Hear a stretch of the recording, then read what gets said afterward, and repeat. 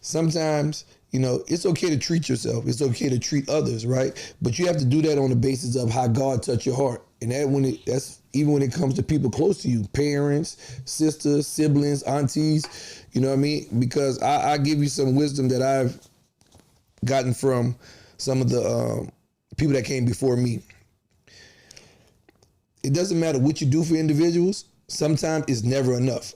So if you do one thing for them, whether that's, buying jewelry or buying a bag or buying somebody a car or a house, when is enough enough? And, for those individuals, they start to see it like this is what it's going to be. Once you start something, they don't see it as just a blessing. They see it as this is life from here on out. You know what I mean? This guy is going to be able to provide for me. It doesn't matter if you're taking care of kids, not just your kids. I'm talking about other kids. They're going to start to see like, oh, this is just what life is. And when you decide not to do that, if they don't have the growth and the evolution that you're having, they're not going to understand it. So it will be some resentment.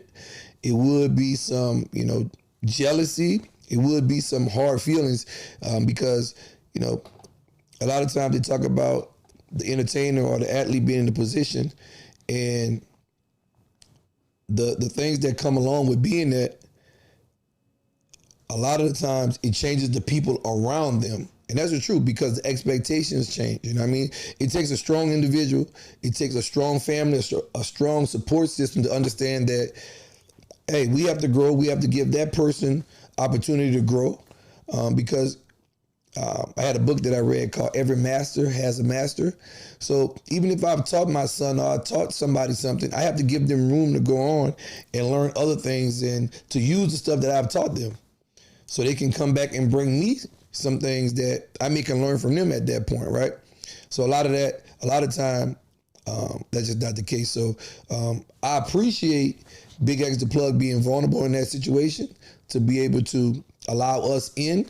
And I hope and pray that nobody condemns him for that or call him weak or meek because of that, because that's not the case. That's true strength. And I pray that young fella get it together and understand it. And not that he don't have it together, but just that he understands his process and have a breakthrough with whether that was a good release, a cleanse that he had, but also release those individuals from around him so he can continue to grow and be a better version of himself in the future.